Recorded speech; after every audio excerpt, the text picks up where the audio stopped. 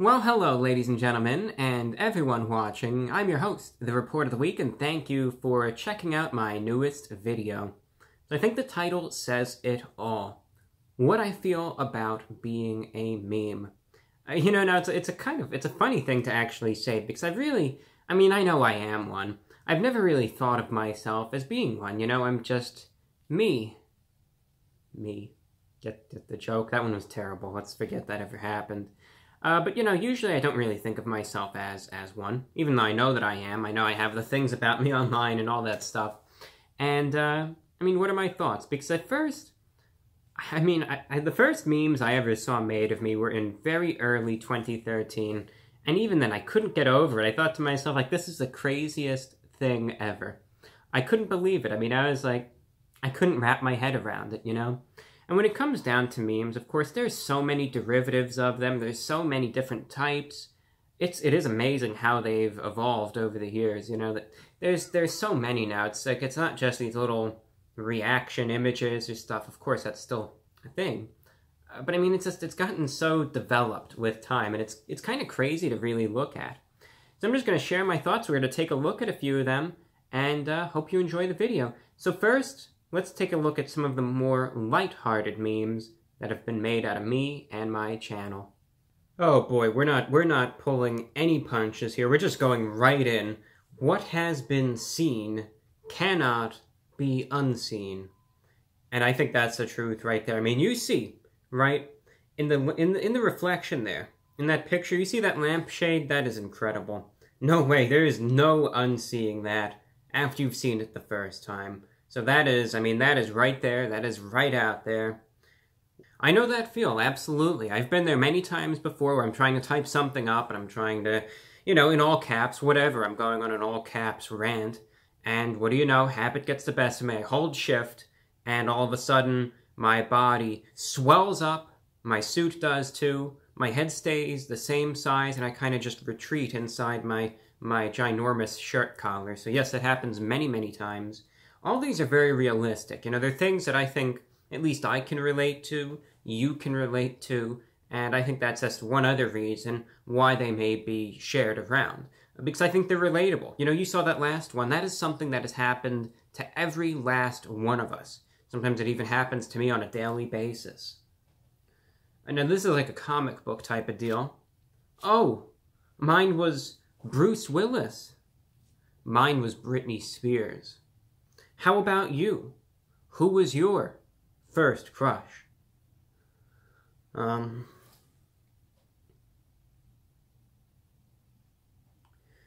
Yeah. That one, well, there you have it. That one kind of just tells its own story. I don't really have much to say about that one. So, some of these, they just get me. That's all I can say. Be careful who you call ugly in middle school. I don't know why. Some of these just get me. Some of these I think are just so silly, right? And it's why? And some of them I just look at. I cannot get over them. That someone actually took this picture and went ahead and did this. Like this one. I remember I was at the Philadelphia Museum of Art when they took this one. And the fact that they did that with my legs, I can't get over that. I can't get over these. Some of these are just too good. Now this one, I've been compared to a lot. And this goes back actually to the 1920s. You can read about this one where it's kind of said this is one of the first memes in a sense that's relatable today. And by flashlight they mean, of course, just an image with just a picture. How you think you look when a flashlight is taken, how you really look. And of course, that's me on the left right there. Some of them, I think, are really deep. You know what I mean? Some of them are just, they hit you not just in regards to being comedic, or in regards to being something that you can relate to, that, yeah, I understand what it's getting at, but it hits you deep inside, at almost an existential level. It's really deep. It gets in there, just into those deep recesses of your mind. I think this is a perfect example. Take a look. I could be your angle or your devil. And you can see there I am on the left, this gleeful joy. And on the right, I don't think that's something that you ever want to see. Ever. It just hits you. You know, it just hits you. It resonates. And take a look at it once more. As you see this image, the only thing that comes to mind when I see it, I feel fear, and it makes me wonder, where exactly did I come from? Now, of course, this one is, I think, one of the most well-known ones. If not, I would even go as far as to argue the most well-known meme that has been done of me and of the, really the channel. I think this is the biggest one by far. My disappointment is immeasurable, and my day is ruined. And that was true disappointment right there. I remember I was trying out the, it was like some shrimp from Popeyes. And I was so freaking disappointed because I was sitting there, and the last time that I had ever tried these shrimp was in 2015, and they were delicious. I mean, they were really, really good. They were one of those items that every time I tried it, it easily got a 9 out of 10, a 9 point something out of 10, because it was just that good. And they brought them back. I was excited. Look, I was really looking forward to them. I was thinking, all right, this is going to be another home run. It's going to be good. Because it was something that I really looked forward to. And they were terrible. I mean, they were disgustingly awful. So I was legitimately, in a way, destroyed, because it was such a good item that they just ruined. I was so disappointed. And of course, though, people took the caption and they use it as a very common reaction image. For the most part, self-explanatory, because it's really, you know, to express your disappointment. It's one of those things you can truly relate to. Like when your dealer cancels on you last minute. That happened to me last night when I was out at the casinos. And just like this one, when you carry your pet into your room and it just walks out.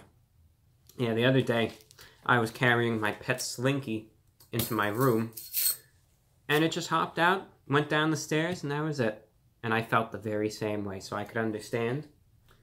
And then you have a few others as well. Like this one here. Take a look. OMG! Prince Harry is so cute. With the hearts, you know. Yeah. Yeah. Very, yeah. Yeah, the Burger King. I'm sorry that happened to you, though. I really am. You know, there have been times when my hair has gotten moist, too. Like the other day, I was out there.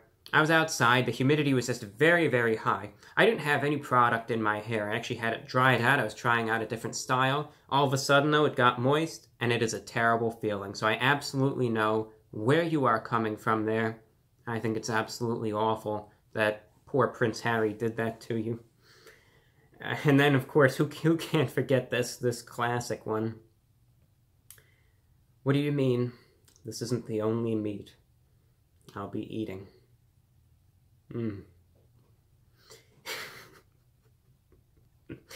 I was trying to sit there. I was trying to figure out a way to even respond to that one, and I don't know if I can. I mean, some of these just... the innuendos, man, there's something else.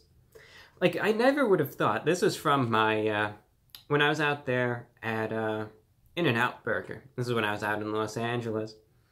I never, in a million years, would have thought that someone would have taken a screen cap of me sitting there in the car reviewing this burger and would have put the fake taxi thing over that. I mean, the facial expression does it, though. I mean, that's the cherry on top right there. So those are a few examples of some of the more lighthearted memes, I think, that you can, you could find out there that are about me, about the channel, and all that stuff. Now look, let's get serious for a minute. When it comes down to memes and all of this stuff, one thing that I realized, just from my examples and from what I've seen in the comments and all that stuff, you are going to see everything. I mean, you are going to see it all. You're going to be scratching your head. You're going to be thinking to yourself, like, how, why, you know? And you see everything. And you see a lot of stuff like that that's really funny. And that just puts a smile on your face, and you cannot believe it. And then, of course, you see some bad stuff, too. Some stuff that just upsets me, disgusts me, and saddens me. And, of course, as I was sifting through some of the meme examples to find some good stuff for this video, of course, there were lots of, unfortunately, memes that were made that were very hateful, racist, offensive, and things that just disgust me. And it's always really sad, you know, because I mean, what my motto is, what I always try to advocate onto others, is to treat others with kindness, respect, and dignity. That's what I always try to do every single day, and I know I'm not perfect, but sometimes seeing these bad things that people will try and do and put in my name, you know, it bothers me, but I just have to say, look, it's sad, it's disappointing, but there's nothing that I can do about it. There's so many people out there, it is what it is. Just have to ignore, block out those bad things. Remember, that stuff is not a true reflection of me or the channel, but there was one thing, I would say the worst of the worst, was back in 2017. Believe it or not, I was the victim of a death hoax, believe it or not. Let me pull these up for you. There was this one current event that happened back then when there was a bombing at the one in Manchester at, I believe, this Ariana Grande concert, and people were saying, you know, I was a victim of the attack, and that I was missing, and people legitimately thought that I was involved, that I was a victim. And it was to the point where I was getting inundated with emails and messages, and major news outlets were literally reporting to millions of people that I was dead.